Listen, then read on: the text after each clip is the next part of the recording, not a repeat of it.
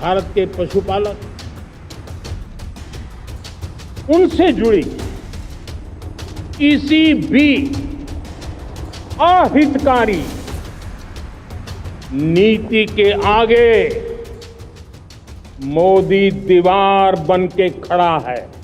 प्रधानमंत्री नरेंद्र मोदी ने स्वतंत्रता दिवस के मौके पर कई बड़ी घोषणाएं की। उन्होंने गुड्स एंड सर्विस टैक्स में बड़े बदलावों का संकेत दिया।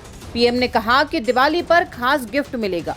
अहम बात यह भी है कि प्रधानमंत्री ने इस बार अपने भाषण के सभी रिकॉर्ड तोड़ दिए। उन्होंने लाल किले की प्राचीर से अब तक का सबसे लंबा भाषण दिया। पीएम 103 मिनट तक देश को संबोधित करते रहे। प्रधानमंत्री मोदी ने इससे पहले साल 2024 में सबसे लंबा भाषण दिया था। वे 98 मिनट तक बोले थे। वहीं 2023 में 90 मिनट तक संबोधित किया था। पीएम ने 2022 में 82 मिनट और 2021 में 88 मिनट का संबोधन दिया था। प्रधानमंत्री मोदी का सबसे छोटा भाषण 56 मिनट का था, जो कि 2017 में दिया था।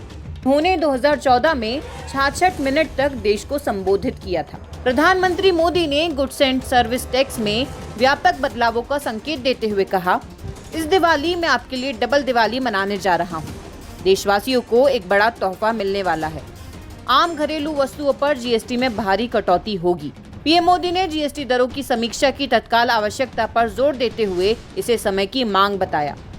उन्होंने घोषणा की कि सरकार आम नागरिकों पर टैक्स का बोझ कम करने के उद्देश्य से एक नई पीढ़ी का जीएसटी सुधार तैयार कर रही है। उन्होंने कहा कि जीएसटी दरों में भारी कमी की जाएगी। आम लोगों के लिए टैक्स कम किया जाएगा।